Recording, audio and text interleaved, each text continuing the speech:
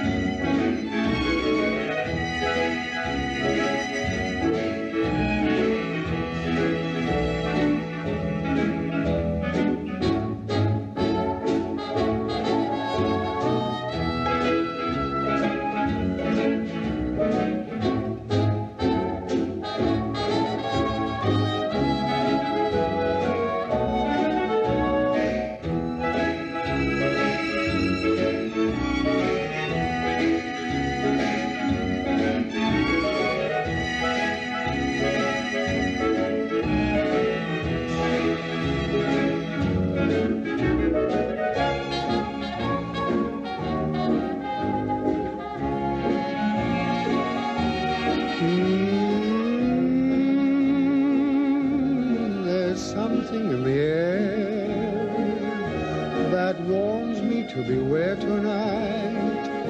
There's something in the air.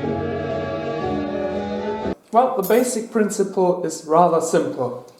We've got a stamping tool and we have a die. You can see that these are a very close fit with each other.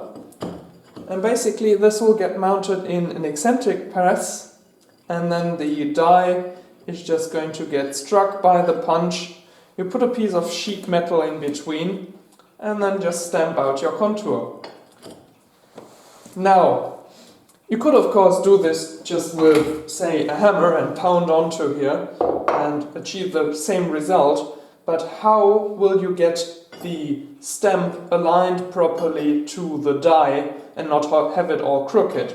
It's complicated enough to get this bind free into here like this, but with a piece of sheet in between, how are you going to see? That's where this plate comes into play. This is going to get mounted on top of the die plate, and it's going to have enough space in between. This is what I made these spacers here for, to allow the piece of sheet metal to get fed in between the two. And it has a tighter tolerance than the die has. So this has 0.04 of a millimeter play to this, And this one is even closer. This is 2/100 of a millimeter plate. So if I align these two plates with dowels, then this stamp will get guided through the guide plate, and only when it gets through there, it's going to be allowed to pass into the more loosely tolerated cutting plate. Another difference between the two is where this here has parallel contour, this here has a 2 degrees outward drooping angle on the contours. In other words, when we feed our stamp through from the other side, and you can see it has a lot more play than on the top. And what that does is, once we have our cable tie cut out, it's not going to get caught in here, but it's just going to fall through and can be collected on the other side. One more thing, this is a progressive tool. As you can see, there is 2 slots that have to be cut into the cable tie, and what we can do is feed the sheet metal through, and in step 1 we're going to punch these slots into here with this little stamp here, and then at the same time we're going to punch 2 holes into the metal, and these 2 holes are to align the sheet metal for the second step. So we've got these 2 holes in here now, and then we're going to insert 2 pins into these holes, feed the piece of metal until the holes we've just cut can be dropped onto those pins, punch it down again, and now the slots we've just cut will be dead center in the contour which we're going to punch out with this here.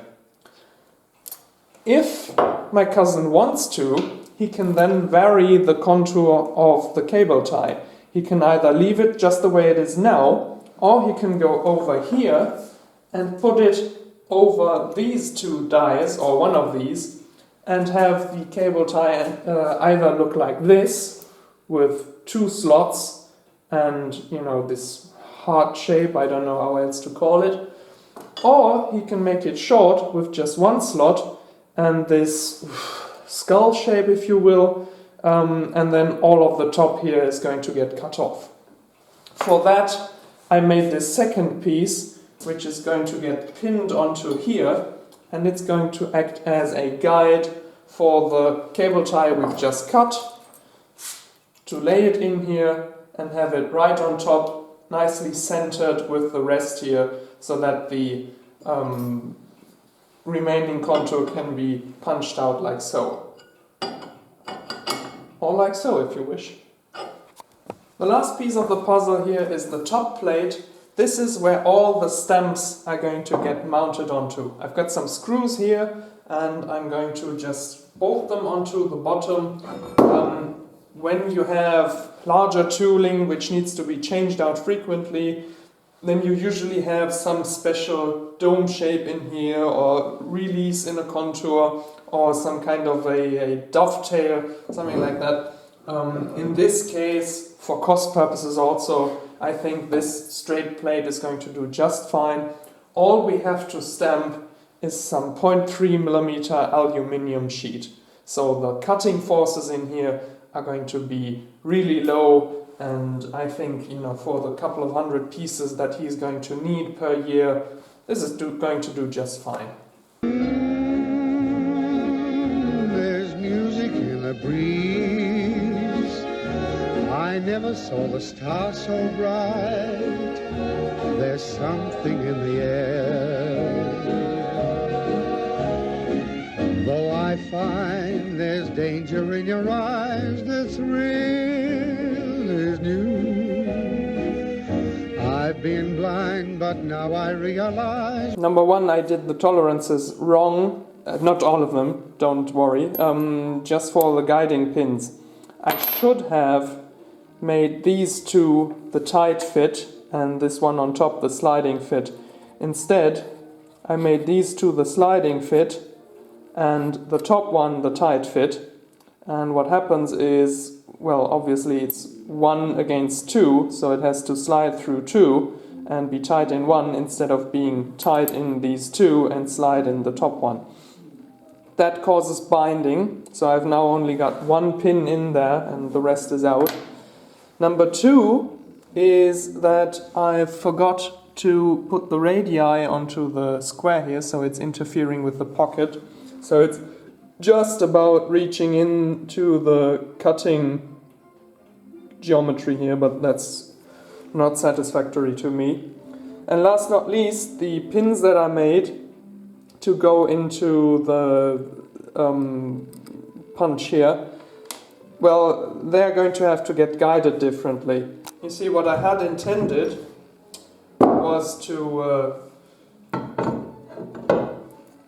also punch these into the top plate.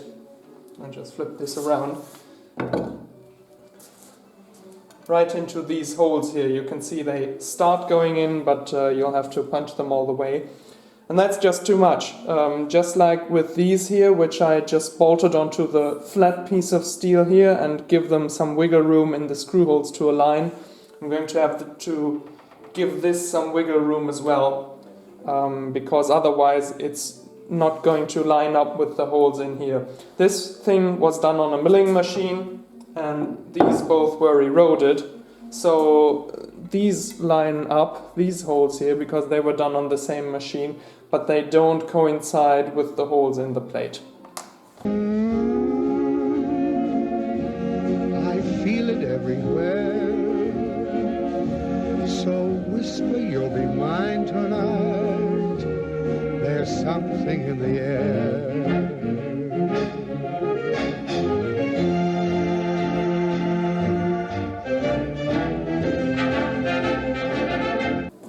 So I've got everything engaged now, and if you look closely, then I can indeed move it all up and down and simulate the cutting motion without it binding. However, you have to be very careful with this because it's so long and there are so many geometries, you know, the slightest bit of misalignment will cause it to bind up, which is of course not the thing you want to happen when there is a 5-ton eccentric press on top of this. So, I don't know if all stamping tools are like this. You know, and how precise such an eccentric press would work. So, you know, in other words, would this tool work, or would it just wear out, or even worse, break instantly because of, you know, some forces acting against each other here? Alright, I've spent some time with the dental drill here and deburring the entry of the tools.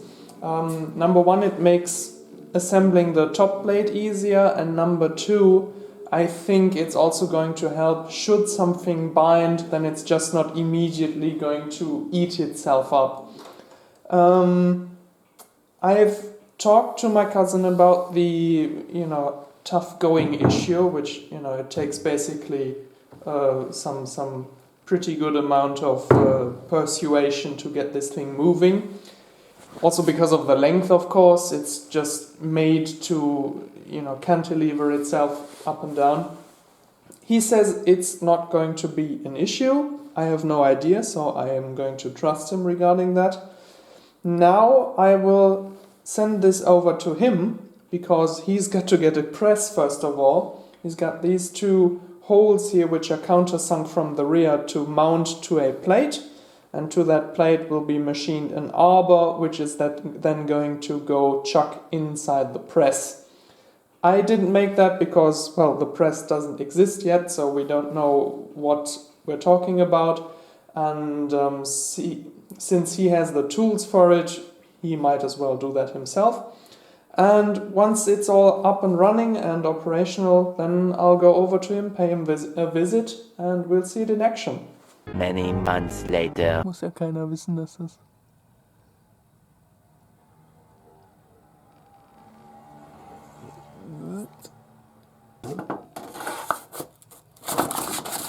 Ja, das sieht ja gut aus.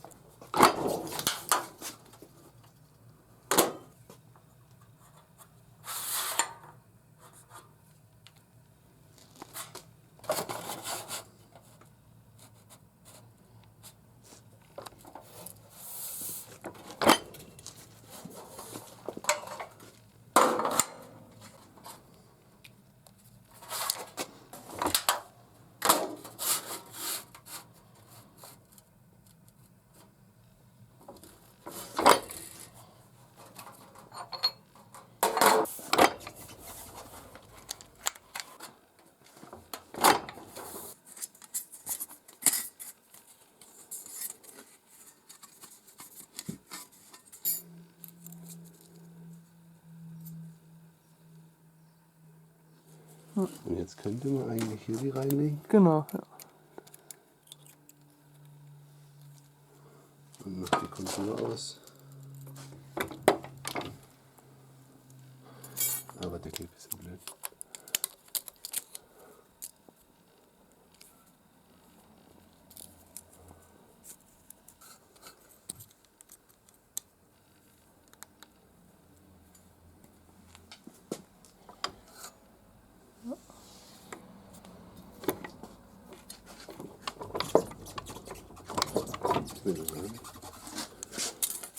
Ja, guck mal. Okay. So, to sum things up, first of all, the thing basically works. You can make the 3 variants of cable ties with it, and they look as they are supposed to. Then again, there are a few small little issues which I would like to address. Number 1, what I didn't know is that there is actually standard sheet metal widths that you can buy. Mine doesn't work with such a standard width.